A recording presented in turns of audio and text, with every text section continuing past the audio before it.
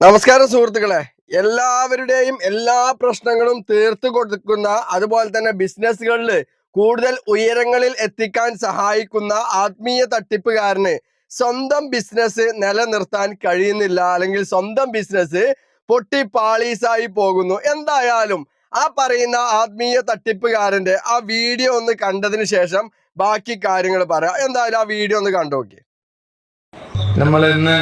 നമ്മളെ ഒരു മീറ്റിംഗ് ഉണ്ടായിരുന്നു, അതിനാണ് അർജന്റ് വന്നത്. നമ്മളൊരു കമ്പനി അപ്പൊ അതിന്റെ ഒരു മീറ്റിംഗ് അല്ലേലായിരുന്നു, ദുബായിൽ അല്ലേ. മീറ്റിങ്ങിന് പോയി വരാൻ വിചാരിച്ചു, പക്ഷെ മീറ്റിംഗ് മണിക്കൂറുകൾ നീണ്ടു നിന്നു. ആ മണിക്കൂറുകൾ നീണ്ടു നിന്നതിന് ശേഷം ഇൻഷാ അല്ലാഹ് ദുബായിൽ നമ്മൾ എടുത്ത കമ്പനി അവർക്ക് തന്നെ തിരിച്ചു കൊടുത്തു. ചില സാങ്കേതിക കാരണത്താൽ നമ്മൾ വിചാരിച്ച ആ ഒരു പൊസിഷനിൽ എത്താത്തത് കൊണ്ട് നമ്മളത് ഒഴിവാക്കി.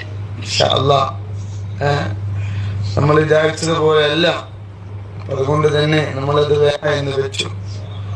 ഒരു മണിക്കൂർ, ഒരു 10 മിനിറ്റ് സംസാരിക്കാൻ വേണ്ടി ഞാൻ നല്ലയിലാണല്ലേ, ഞാൻ സനയിലുണ്ടായിരുന്നു. അപ്പൊ ഹാമിദേ, ഞാനൊരു കാര്യം ചോദിക്കട്ടെ. എല്ലാവരുടെയും എല്ലാ പ്രശ്നങ്ങളും തീർത്തു കൊടുക്കുന്ന ആളാണ് താന്. അത് സലാത്തുൽ ഫാത്തിഹയുടെ ബർക്കത്ത് എന്നൊക്കെ പറഞ്ഞുകൊണ്ട് ഭയങ്കരമായിട്ട് പ്രചരണം നടത്തുന്ന ഒരു വ്യക്തിയാണ് താന്. അതെന്താ അന്റെ ബിസിനസ് മാത്രം അനക്ക് പൊട്ടിയത് എങ്ങനെ? അപ്പൊ എന്താ ഇതിനൊരു പ്രതിവിധിയോ കാര്യങ്ങളോ ഒന്നും തന്നെ തന്റെ കയ്യിലില്ലേ? ഇല്ലേ? അപ്പൊ ഇനിയെങ്കിലും വിഡ്ഢികളായ ജനങ്ങളെ നിങ്ങൾ മനസ്സിലാക്കുക. ഇയാളുടെ കയ്യിൽ ഒരു കോപ്പുമില്ല. കാരണം സ്വന്തം ബിസിനസ് കോടികൾ നഷ്ടം വന്നിട്ട് ഈ പണമൊക്കെ എവിടുന്ന് കിട്ടി? ഇയാൾക്ക് ആര് കൊടുത്തു? പാവപ്പെട്ട പ്രവാസികളുടെ ഭാര്യമാരുടെ പണം. ഈ നാട്ടിൽ ജീവിക്കുന്ന, ഈ നാട്ടിൽ പണിയെടുത്ത് കൂലിപ്പണിക്ക് പോയി കിട്ടുന്ന പണത്തിൽ നിന്നും ഭാര്യമാര് കൊണ്ടുപോയി കൊടുക്കുന്ന പണം. ആ പണം കൊണ്ട് നക്കി തിന്ന് ജീവിക്കുന്നവനാണ് ഇവനൊക്കെ. കാരണം ഇവനക്ക് ഇത്ര വലിയ കഴിവുണ്ട് എന്നുണ്ടെങ്കിൽ എന്തുകൊണ്ട് ഇയാളുടെ ദുബായ് ബിസിനസ് പൊളിഞ്ഞു? എന്തുകൊണ്ട് അത് ഉപേക്ഷിക്കേണ്ടി വന്നു? അതിനൊരു പ്രതിവിധിയും പരിഹാരവും ഇയാൾ എന്തുകൊണ്ട് കണ്ടില്ല? കാരണം അതൊക്കെ കാണാൻ കഴിയുന്ന ആളാണല്ലോ. കാരണം എല്ലാവരുടെ ബിസിനസ്സിനും സമ്പത്ത് വർദ്ധിപ്പിക്കാൻ വേണ്ടിയിട്ട് ഒരുപാട് പ്രാർത്ഥനകളും ഒരുപാട് കാര്യങ്ങളും ചെയ്തു കൊടുക്കുന്ന ആളാണ്. ഇപ്പൊ സ്വന്തം ബിസിനസ്സിന് ഇതൊന്നും എന്തിയാ ചെയ്യാൻ കഴിഞ്ഞില്ലേ?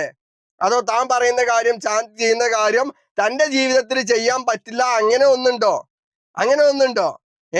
അപ്പൊ സ്വന്തം കാര്യം പോലും ശരിയാക്കാൻ കഴിയാത്ത ഇവൻ അവന്റെ ബിസിനസ് പോലും ബർക്കത്തിലാക്കാനും അവന്റെ ബിസിനസ് നല്ല രീതിയിൽ മുന്നോട്ട് കൊണ്ടുപോകാനും അവന്റെ ബിസിനസ്സിൽ നഷ്ടങ്ങളൊന്നും സംഭവിക്കാതിരിക്കാനും വേണ്ടിയിട്ട് ഒന്നും ചെയ്യാൻ കഴിയാത്ത ഒരു ആത്മീയ തട്ടിപ്പുകാരൻ തന്നെയാണ് ഹാമിദ് എന്നുള്ളത്.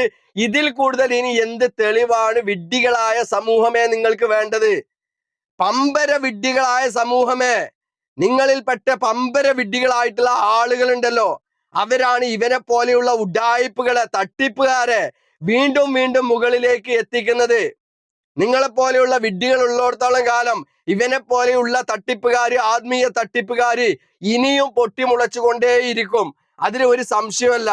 അപ്പൊ ഇനിയെങ്കിലും മനസ്സിലാക്ക, ഇവനൊന്നും ഒരു കഴിവില്ല, ഒരു കോപ്പുമില്ല. എന്തെങ്കിലുമൊക്കെ പറയുന്നു, എന്തെങ്കിലുമൊക്കെ എവിടെങ്കിലും ഒക്കെ ശരിയാവുന്നു.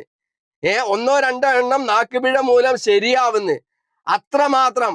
അല്ലാതെ ഇവനൊന്നും പടച്ചമ്പുരാനായിട്ടോ അല്ലെങ്കിൽ നേരിട്ട് വഹിയ കിട്ടിയവനോ ഒന്നും അല്ല എന്നുള്ളത് ഇനിയെങ്കിലും പൊതുസമൂഹം മനസ്സിലാക്കുക എന്ന് മാത്രമാണ് ഈ ഒരു വിഷയത്തിൽ പറയാനുള്ളത്.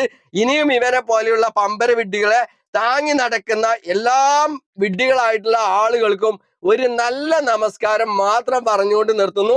നോമ്പായത് കൊണ്ടാണ് ഇങ്ങനെ പറയുന്നത്, അല്ല എന്നുണ്ടെങ്കിൽ പറയേണ്ട രീതിയൊക്കെ വേറെയാണ്. തൽക്കാലം ഈ ഒരു റമദാൻ മാസം ആയതുകൊണ്ട് തന്നെ, നോമ്പായതുകൊണ്ട് തന്നെ ഈ ഒരു രീതിയിൽ മാത്രം പറഞ്ഞ് അവസാനിപ്പിക്കുകയാണ്. അപ്പൊ എന്തായാലും നമുക്ക് വീണ്ടും കാണാം അടുത്തൊരു വീഡിയോയിൽ മറ്റൊരു വിഷയവുമായിട്ട്. ബൈ.